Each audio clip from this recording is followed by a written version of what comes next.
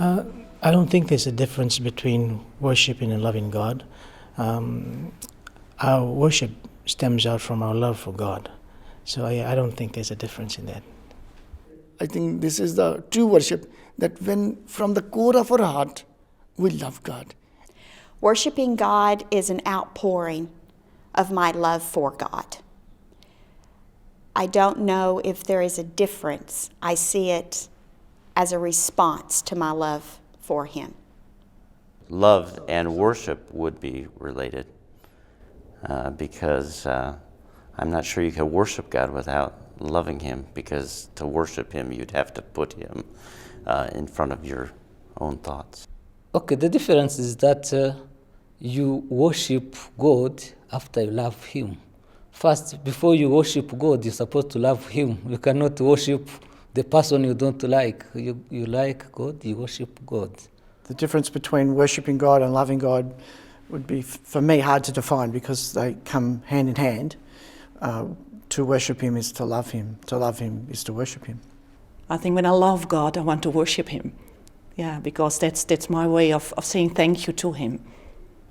Yes, there is a difference between worshiping God and loving God. In worshiping God, you just worship Him, but in loving Him, you dedicate your life to Him.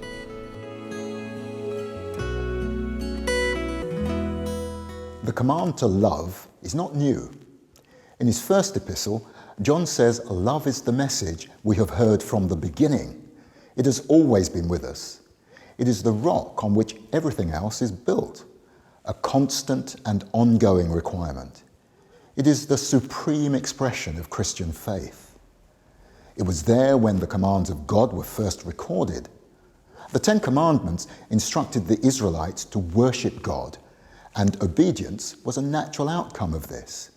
But what Jesus described as the greatest commandment spoke of loving God. This is a different concept altogether. It puts our relationship with the Almighty on a different and more intimate level. This is personal, and God wanted us to be aware of it from the start.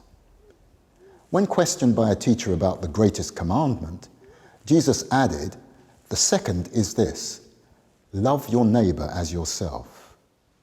As we noted in the introduction to this series, the Army's long-standing aim to serve with heart to God and hand to mankind is a powerful affirmation of the two greatest commands. Anything different from this is inadequate. There are numerous valid and praiseworthy features of the Christian life. They are exemplified in the character and actions of Christians everywhere. But without love, they lose their value. Having written of the gifts God gives us to use in His service, the Apostle Paul then wrote of a more excellent way. It is the way of love. Chapter 13 of his first epistle to the Corinthians, containing the most widely acclaimed verses on love ever produced, shows that love is simply indispensable. No substitute, however worthy, can replace it. The world couldn't continue without it. It would become a chaotic, tragic mess.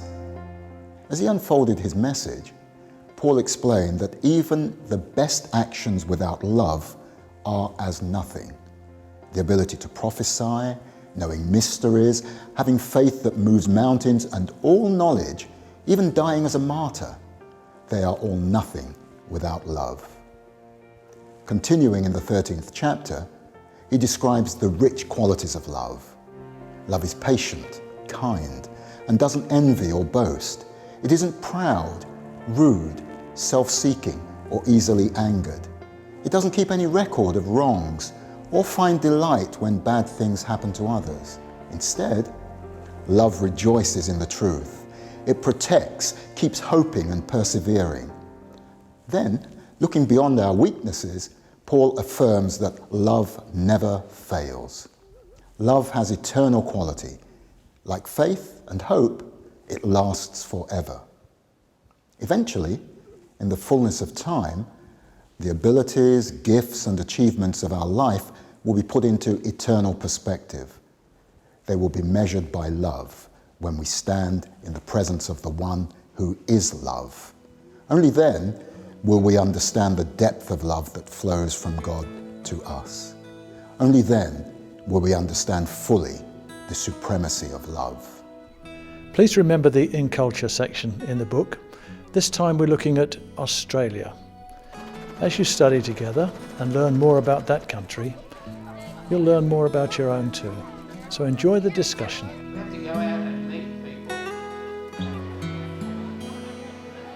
Thank you for taking part in One Army. And wherever you are, and whatever you're doing for the Lord, God bless you.